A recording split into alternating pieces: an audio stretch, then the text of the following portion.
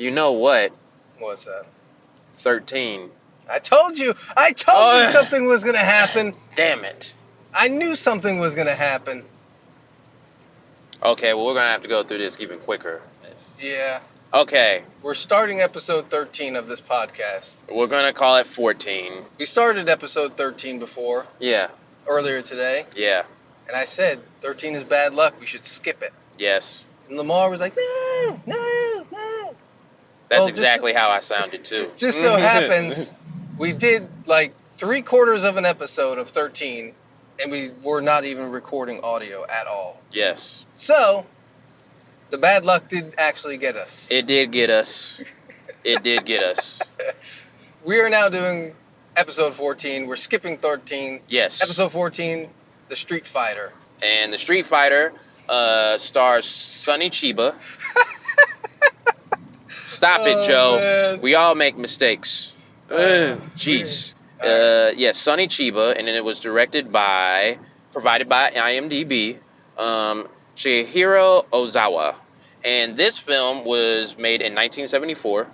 Well, it premiered in 1974, and it was really around the golden age of, I think, martial arts movies coming out, really, becoming a thing, especially here in America. And what's interesting about this one is it takes place in a Japanese setting when a lot of people are more familiar with these movies being in a Chinese setting, So how do we start this off? I don't know.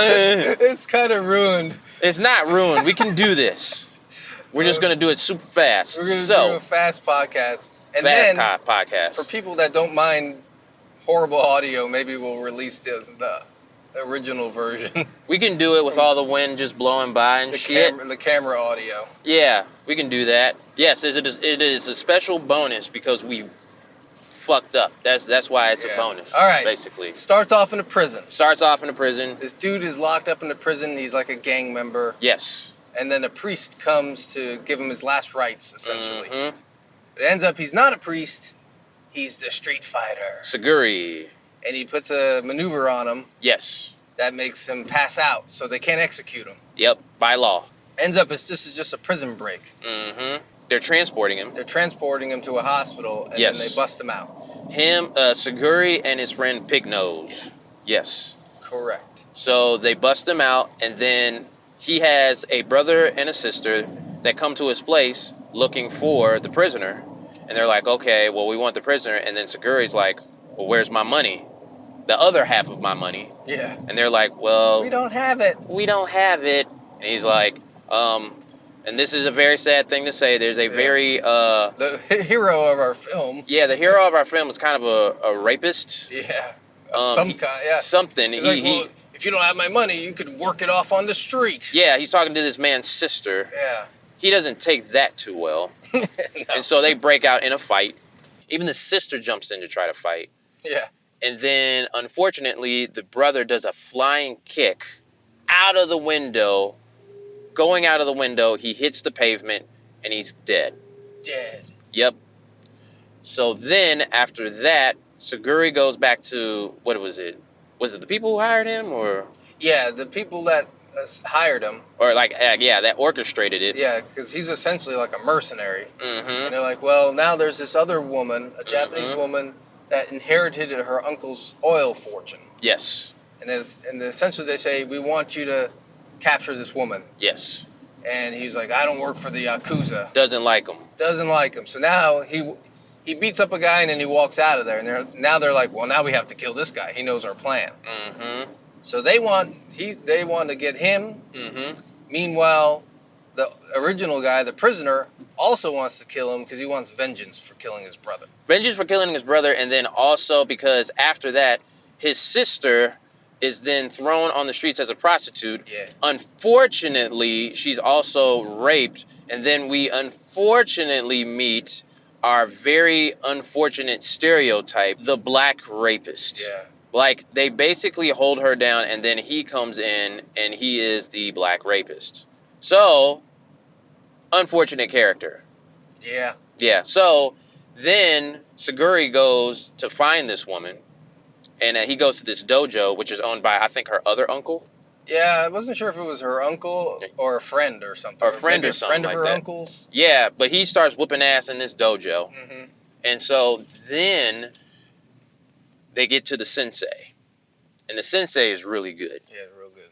But then Segura starts to fight him, and he starts to get his ass whooped. You think he's better than us?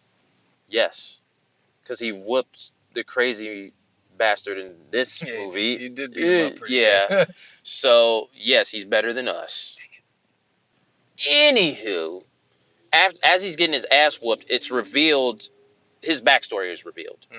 His father was a Japanese soldier who was seen as a traitor because he was with his mother who was Chinese. Yeah. So Segura is half Japanese, half Chinese, and they kill his father very brutally. By gunfire. Yeah, by gunfire. Slow. Wasn't it in slow motion? And tied up. Yeah. Yeah, it was. It might have been in slow motion, but it was pretty brutal looking. It was very brutal. And that's another thing. This film is very brutal. It was one of the first movies to be rated X because of the violence. Mm-hmm. So, yep, it's revealed. I guess we're supposed to have, feelings for this character who is a kind of a psychopath. Yeah, at this point it's hard because they made him out to be such an asshole. Yeah. But he's a psychopath. But after that, they team up and say, hey, okay, then we're going to protect this girl together. Yeah. We're in this together. You crazy psychopath dude. Who, by the way, ran up in there, was starting to kiss up on her and shit like that. Yeah, that was so weird. There's very weird stuff going on. We are here at the Perpetrator Podcast. We are against violence towards women. So watching these films is kind of like, what the fuck? So they're trying to escort her to safety, but then it seems that the Yakuza interfere because they get this big ass crane, move Seguri's and Pig Nose's car off of the street and throws it like into what did they throw it into? Throwing it into something off the street. Yeah, I don't know. It was like off a cliff. Yeah, it was but they survive. Yeah. Because Segura does something which is not explained. Something he just says something to Pigface. He's like, hold on, Pigface. Does something. The two goons go down there and they have a gun to try to make sure they're dead. Segura knocks the gun away, beats him up, and we get our first X-ray vision, which was also used in a movie later on called Romeo Must Die, where you got to see like the insides get beat up and stuff like that and cracked and all that stuff. Yep. So then that happens.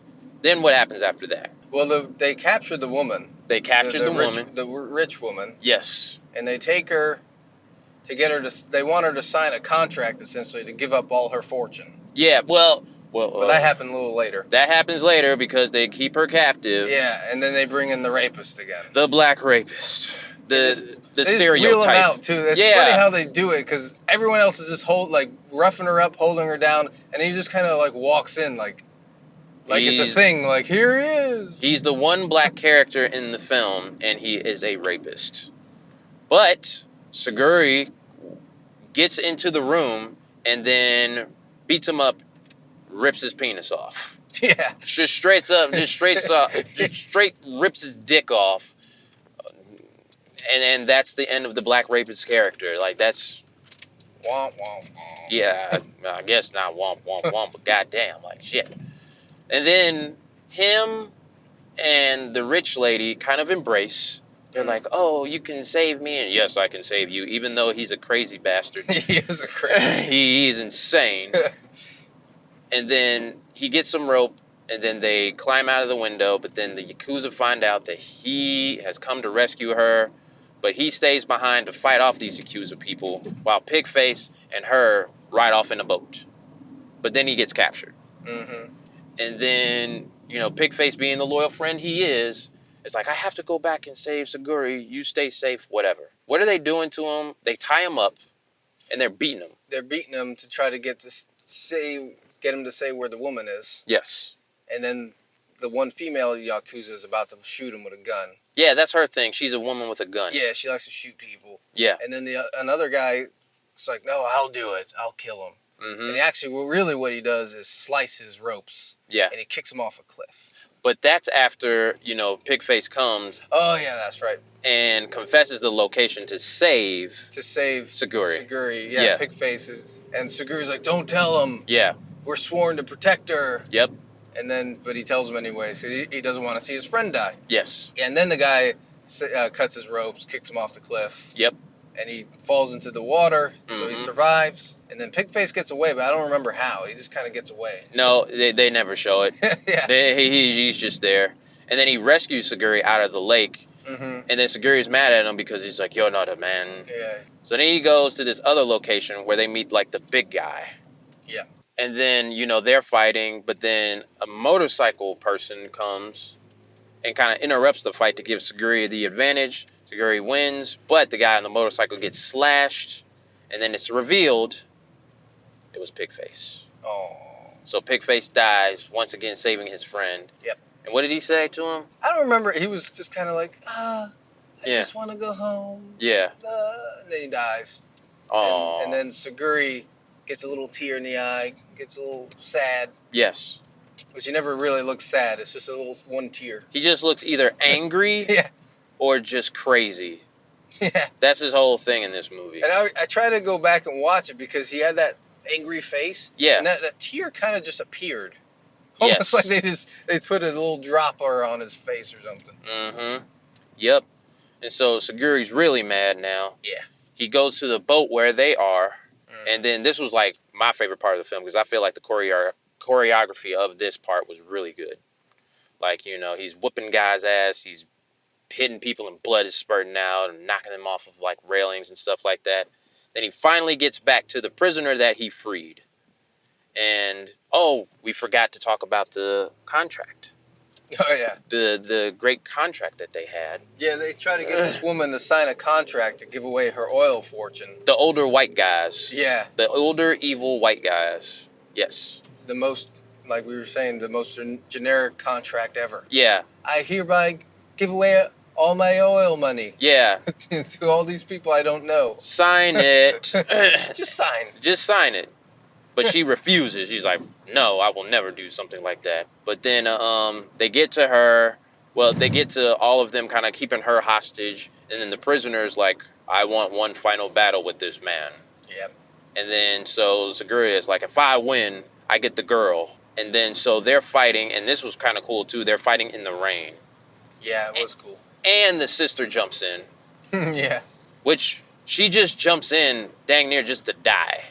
Because she jumps in and holds Segura while the prisoner comes with a knife and stabs through his sister to Segura. Yeah. Which I felt like was probably not the best of ideas. Like, she could have, like, maybe turned around at the last minute or something like that. But I think it was because of the shame that she was a prostitute. That she wanted to die. You think that? Yeah, because, like, I think there was a previous scene where... What was it? Like, she was talking and she was like, she's ready to die because she has been shamed and all this kind of stuff. Okay. But she dies. Yeah. Unfortunately. And so Segura, he's hurt and it's almost like he's counted out. He's getting his ass whooped. And doesn't he get shot? He does, I think, yeah. By the older white guys because they're like, fuck this shit. We don't want to be in this shit. Come on now. We got places to go and money to spend from this woman. And... Then, like, they see that as dishonor, so one of the other head guys takes out a sword and just chops him.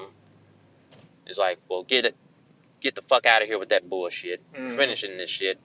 And so Segura is even more getting his ass whooped, and he's on the ground. And you think Segura is counted out and everything. And so the prisoner goes over him. He's about to deliver the final blow. I can talk. Did you know that? The final blow. And then Segura reaches up and rips out the prisoner's esophagus. Yeah. And then it's like even time with the music. It's like rips out his esophagus. He wins. He's standing up. He has like been stabbed in the chest and everything. And then that's the end of the movie.